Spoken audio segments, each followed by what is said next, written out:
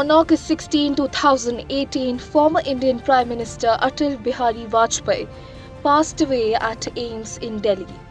Born on December 25, 1924 in Gwalior, he began his political journey with Bharatiya Jana Sangh, eventually serving as its president from 1968 to 1973.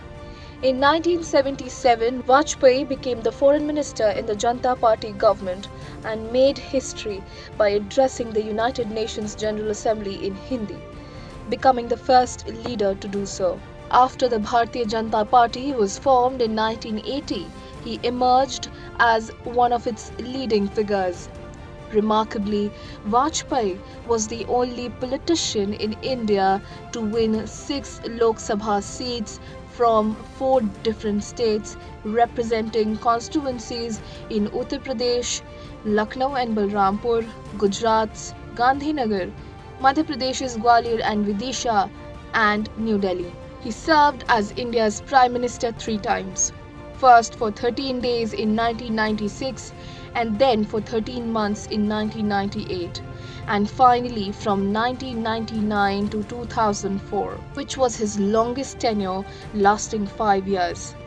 Vajpayee was also a celebrated poet and writer, with works like Mrityu Ya Hatya, Main Geet Naya Gata Hoon and Meri 51 Kavitaएं, showcasing his deep thoughts and emotions.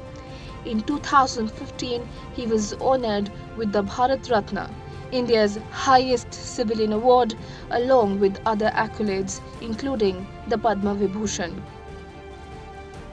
The Second Treaty of Allahabad was signed on August 16, 1765 between East India Company and Nawab Siraj-ud-Daulah of Awadh. Following the British victories in the Battle of Plassey in 1757 and the Battle of Buxar in 1764, their control over Bengal, Bihar and Orissa had significantly strengthened.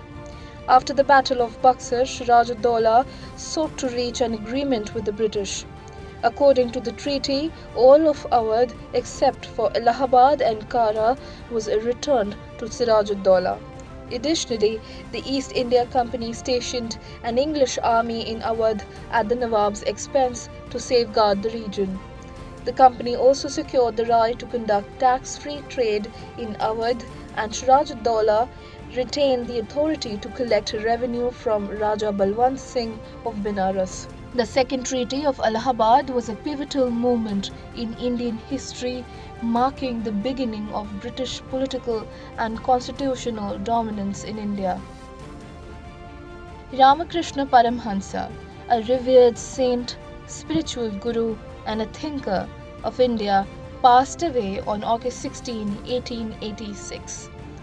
Born as Gadadhar Chattopadhyay on February 18, 1836 in Kamarpukur village, West Bengal, he exhibited a deep religious inclination and spiritual awareness from a young age. His life was dedicated to intense spiritual practice and devotion in pursuit of God. He served as the priest at Dakshineshwar Kali temple, where he became widely recognized as a guru among temple's visitors. In 1865, Vedanta monk Totapuri initiated him into sannyasa, further deepening his spiritual journey. Ramakrishna's teachings, which emphasize that the ultimate goal of all religions is the same and that the path to God lies in devotion and truth, gained widespread influence. After his passing, his chief disciple, Swami Vivekananda, spread his teachings both in India and the West. Ramakrishna's life and philosophy were rooted in love, service, devotion to humanity. Subhadra Kumari Chauhan, born on August 16, 1904 in Nihalpur village, Prayagraj district, Uttar Pradesh, was a renowned poet and a writer of Hindi literature. She gained fame for her heroic poems and works that were deeply inspired by nationalism. Raised in a modest family, she received her early education in a village. Her poetry and stories vividly capture the spirit of Indian freedom struggle with themes of valor, nationalism, and women empowerment. One of her most celebrated works is Jhansi Ki Rani, a heroic poem that portrays the bravery and struggles of Rani Lakshmibai. In addition to her poetry, Subhadra Kumari Chauhan authored notable stories such as Mera Naya Bachpan and Billy. She was an active participant in the freedom movement under Mahatma Gandhi's leadership, aligning with the non-cooperation movement and the Indian National Congress, and was imprisoned multiple times for her activism. Both her life and her writings were deeply influenced by the freedom struggle and her patriotic spirit. Subhadra Kumari Chauhan passed away on February 15, 1948. शिक्षा देश का गौरव है और RKDF university शिक्षा का उद्यम है। RKDF में सवारे अपना भविष्य। PhD MPhil करे अपने पसंदीदा विषय में। सर्टिफिकेट डिप्लोमा के 74 कोर्सेज। RKDF university. शिक्षा देश का गौरव है और RKDF यूनिवर्सिटी शिक्षा का उद्यम है। RKDF में सवारे अपना भविष्य। PhD MPhil करे अपने पसंदीदा विषय में। सर्टिफिकेट डिप्लोमा के 74 कोर्सेज। RKDF university. शिक्षा देश का गौरव है और RKDF यूनिवर्सिटी शिक्षा का उद्यम है। RKDF में सवारे अपना भविष्य। PhD MPhil करे अपने पसंदीदा विषय में। सर्टिफिकेट डिप्लोमा के 74 courses. RKDF university. On August 16, 1930, Fiddlesticks, the world's first talking color cartoon, was released. Created by Ub Iwerks, who had previously collaborated with Walt Disney on early Disney projects, including the creation of Mickey Mouse, Fiddlesticks marked a significant achievement in animation. After parting ways with Disney, Iwerks founded his own studio and developed Fiddlesticks, featuring Flip the Frog as the main character. In this 6-minute short film, Flip the Frog is depicted playing music and dancing. The cartoon was produced using the two-color Technicolor process, which was the cutting-edge technology of the time and generated significant audience interest. In addition to its vibrant colors, Fiddlesticks featured synchronized sound, including character voices and a musical score composed by Carl Stalling.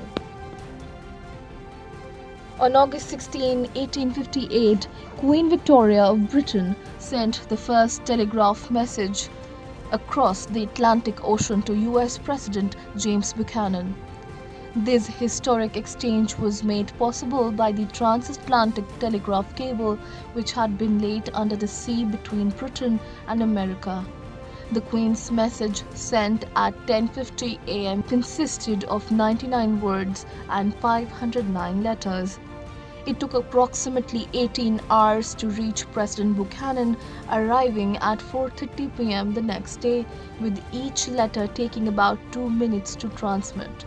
In response, President Buchanan sent a 143-word telegraph message back to Queen Victoria, which she received in 10 hours. Although this initial cable ceased functioning after a few weeks, it marked a significant milestone and paved the way for future developments. In 1866, a new cable was successfully laid, establishing a permanent Atlantic telegraph service.